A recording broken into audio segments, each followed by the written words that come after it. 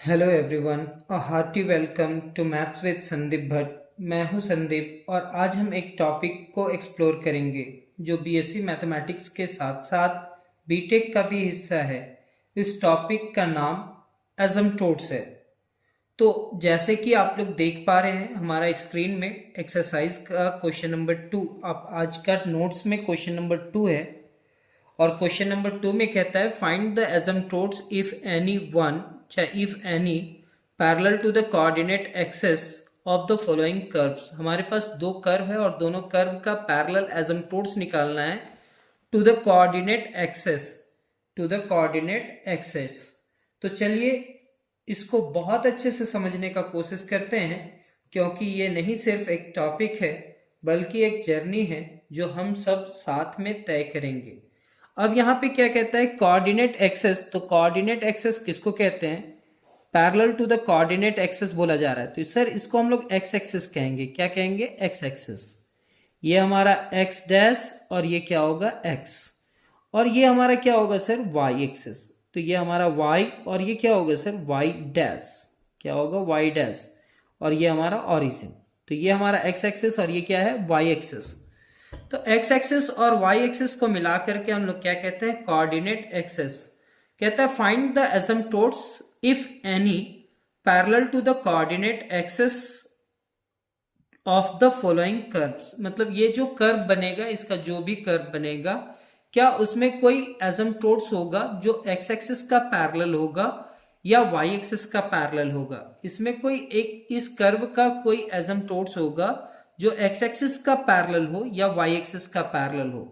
तो जब भी इसको क्वेश्चन ऐसा देना होगा find the asymptotes parallel to the coordinate axes, तो या तो आपको एक्स एक्सिस के साथ पैरेलल एसिम्प्टोट्स ढूंढना होगा और उसके बाद आपको वाई एक्सिस के साथ पैरेलल एसिम्प्टोट्स ढूंढना होगा।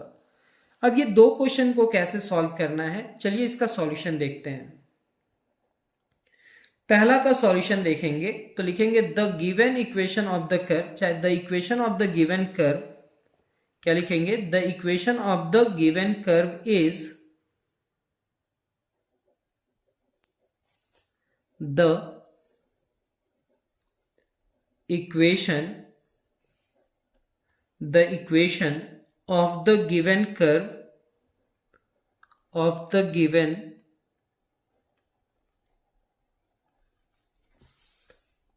curve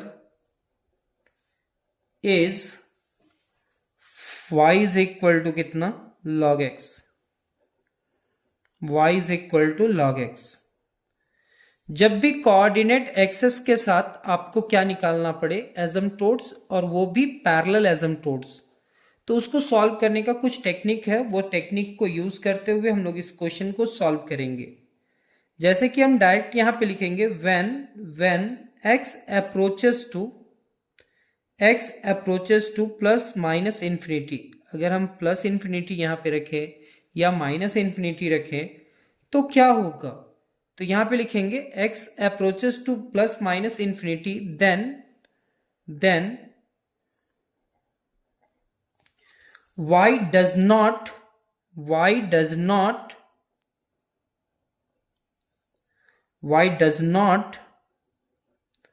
have a finite value।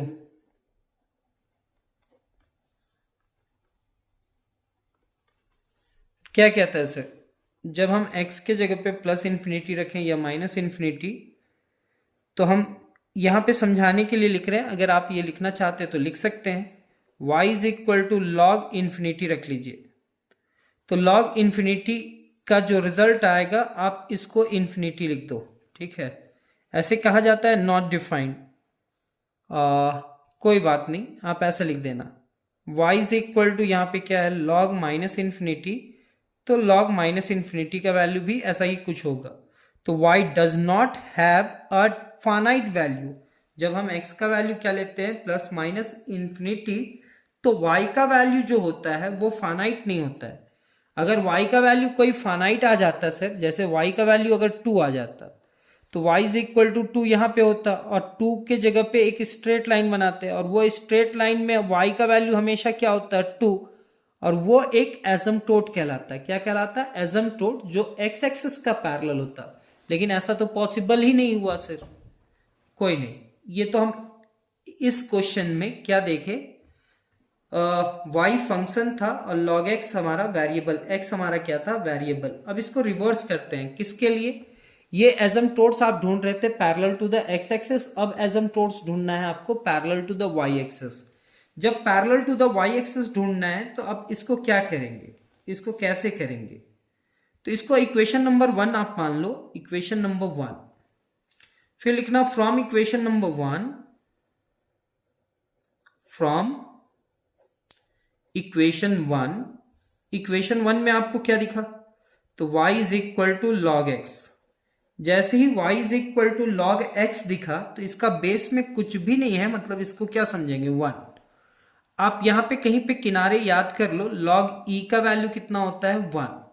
एक और चीज याद कर लो, एक और याद कर लो, log m divided by log n को हम लोग क्या लिखते हैं? Log m divided by log n को हम लोग लिखते हैं log m to the base of n, to the base of n। Sir यहां पे बेस लिखा हुआ है e, यानी कि इसका मतलब क्या होगा? हम इसको सिंप्लीफाई कर रहे हैं सर। तो y इज इक्वल टू हमारे पास जो होगा ना equation, log x to the base of e है, तो हम इसको लिख सकते हैं divided by log e। log e इधर जाएगा ना सर, तो y इंटू कितना लिखेंगे? log e is equal to log x हो जाएगा। अब ये y पावर में आ जाएगा सर, यानी कि log e to the power कितना होगा? y is equal to log x। And log cancel हो जाएगा, तो बचा क्या? e to the power y is equal to x, और x कितने के बराबर है? e to the power y, तो x equal to e to the power कितना लिखेंगे? y। अब यहां पे x हमारा क्या हो गया सर? फंक्शन, और y क्या हुआ सर? उसका वेरिएबल। तो अब यहां पे आप लिखेंगे सबसे पहले इस क्वेश्चन में, यहां तक आप देख लीजिए,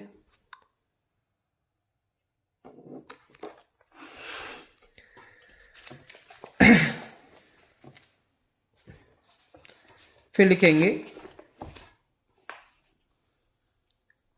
when y approaches to infinity then x approaches to infinity। वो कैसे सर? यहां पे y के जगह पे हम इन्फिनिटी रख दिए, तो जब हम y के e to the power infinity रखेंगे तो क्या होगा? x equal to e to the power, अपने मन से इन्फिनिटी रखे, इन्फिनिटी रखे, तो e to the power infinity infinity होगा। कैसे होगा? तो e एक यूलर्स नंबर है, e एक यूलर्स नंबर है, और यूलर्स नंबर 2.71 करके कुछ होता है, तो वो याद कर लेंगे। और आप देखो, अगर e टू द पावर यहाँ पे इन्फिनिटी है तो ये एक बहुत बड़ा डिजिट है। जैसे कि हम लोग जानते हैं 2 का पावर अगर 1 रहे तो रिजल्ट 2 होगा, और जैसे जैसे पावर को हम इंक्रीज करेंगे, 2 का पावर 2 लिखेंगे तो ये 4 हो जाएगा, 2 का पावर 3 मीन्स 8 हो जाएगा, और पावर बढ़ा किए तो ये रिजल्ट भी बड़ा होते जाएगा। यानी कि अगर 2 का पावर इन्फिनिटी रखेंगे तो 2 का पावर इन्फिनिटी कितना हो जाएगा? इन्फिनिटी। तो same as e to the power infinity कितने के बराबर हुआ? इन्फिनिटी। इसलिए लिखे when y approaches to infinity then x approaches to कितना? इन्फिनिटी। जब इतना लिख लिए तो अब हम लिखेंगे and when y approaches to minus infinity, y approaches to minus infinity, then अब x इक्वल टू कितना था sir? e to the power y, और y के जगह पे आप क्या रख रहे हैं सर? Minus infinity. और e to the power minus infinity का मतलब क्या होगा? 1 divided by e to the power infinity, and 1 divided by e to the power infinity infinity होगा, और x equal to 1 by infinity कितने के बराबर होगा? 0। देयरफॉर x का वैल्यू जो है वो कांस्टेंट आ गया, और x इक्वल टू 0 एक स्ट्रेट लाइन को रिप्रेजेंट करता है सर। वो कौन सा स्ट्रेट लाइन को रिप्रेजेंट करता है? चलो यहां पे समझते हैं सर। ये हमारा क्या है, एक्स एक्सिस, क्या है एक्स एक्सिस, और ये क्या है सर, वाई एक्सिस। ये वाई एक्सिस है ना सर, वाई एक्सिस में यहाँ पे एक्स का वैल्यू क्या है, 0,0।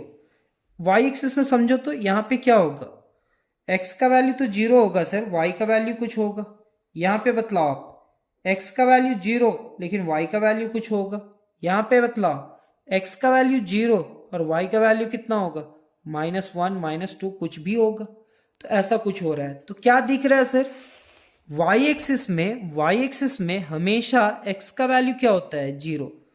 तो x इक्वल टू 0 जो है वो एक स्ट्रेट लाइन है, और वो स्ट्रेट लाइन क्या है, Y axis.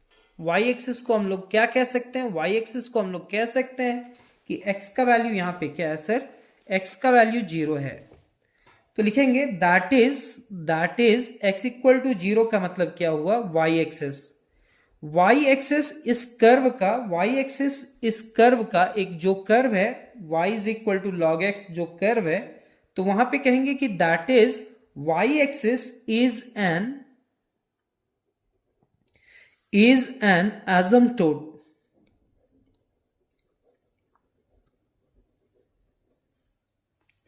to the curve. Sorry.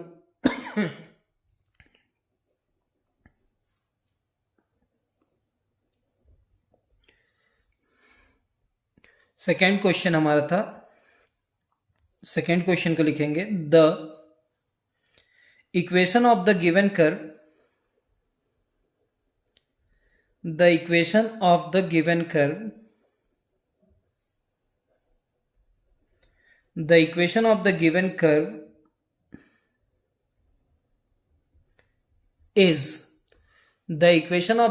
curve is y is equal to कितना है sir, tan inverse x। y is equal to कितना है, tan inverse x।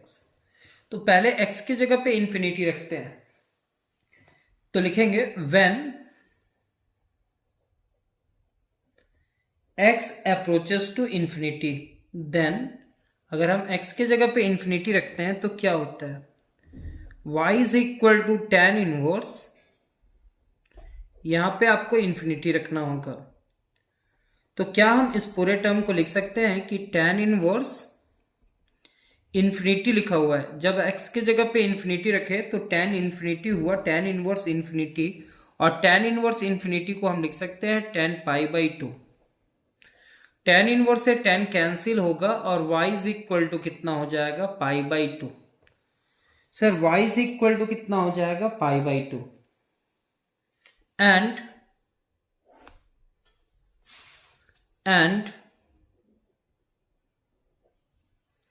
when x approaches to minus infinity, then y is equal to क्या होगा sir, tan inverse minus infinity, means y is equal to क्या होगा sir, tan inverse, यहां पे तो लिखेंगे माइनस, और tan इंफिनिटी π/2 होता है सर। ये माइनस को अंदर ले जाएंगे, ये जो माइनस है ये माइनस अंदर चला जाएगा सर। तो y इज इक्वल टू यहां पे लिखेंगे tan inverse tan minus π/2। tan inverse से tan कैंसिल, तो y इज इक्वल टू कितना हुआ सर, -π/2। इसको आप लोग लिख लीजिए। ये क्लास 12 में आप लोग थोड़ा बहुत जानते होंगे कि tan π/2 का वैल्यू क्या होता है, इन्फिनिटी, और tan -π/2 का वैल्यू क्या होता है, माइनस इन्फिनिटी।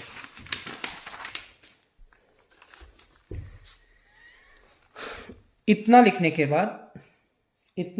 बाद अब आप लोग लिखेंगे देयरफॉर y का दो रिजल्ट आया, प्लस माइनस π/2। तो दो रिजल्ट आया है, तो कहेंगे दो रिजल्ट, इसके लिए r लिखेंगे, इज लिखेंगे या r, तो लिखेंगे are the asymptotes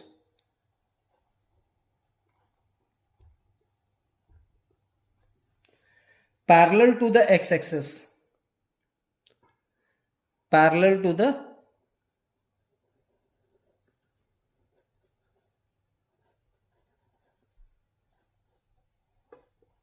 parallel to the x axis.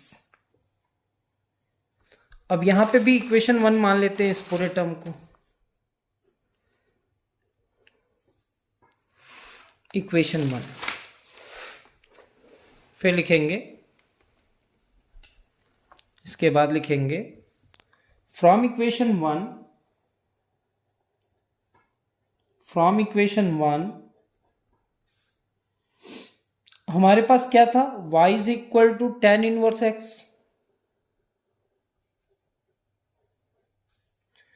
tan inverse इधर आएगा तो क्या हो जाएगा, tan y, and tan y is equal to x, और इसी पूरे टर्म को लिख सकते हैं x equal to tan y,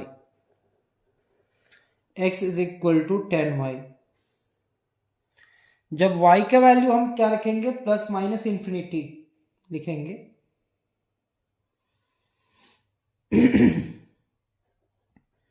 When y approaches to plus minus infinity, comma, x does not have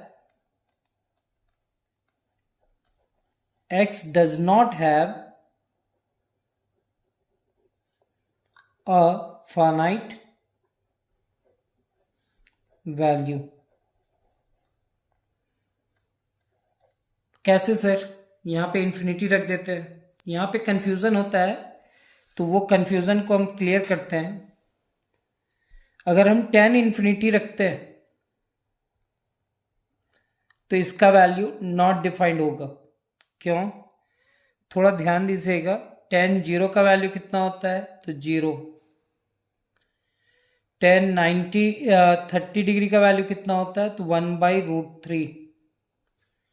tan 45 का कितना होता है, तो सर 1। tan 60 का कितना होता है, तो √3। तो देखिए धीरे धीरे वैल्यू बढ़ते जा रहा है, जैसे जैसे डिग्री को इंक्रीज कर रहे हैं वैसे वैसे वैल्यू भी इंक्रीज कर रहा है। तो tan इन्फिनिटी का रिजल्ट क्या आ जाएगा, इन्फिनिटी, यानी कि नॉट डिफाइंड। तो यहाँ पे अगर हम प्लस इन्फिनिटी रखें या माइनस इन्फिनिटी रखें तो रिजल्ट हमारा एग्जिस्ट नहीं करेगा, फाइनाइट वैल्यू नहीं देगा। फाइनाइट वैल्यू नहीं देगा मतलब y का फाइनाइट वैल्यू नहीं आया। अगर y का वैल्यू फाइनाइट नहीं आया तो हम लिख सकते हैं यहाँ पे, बहुत इजी है सर, ऐसे ही लिख दीजिएगा, देयर इज नो एसिम्प्टोट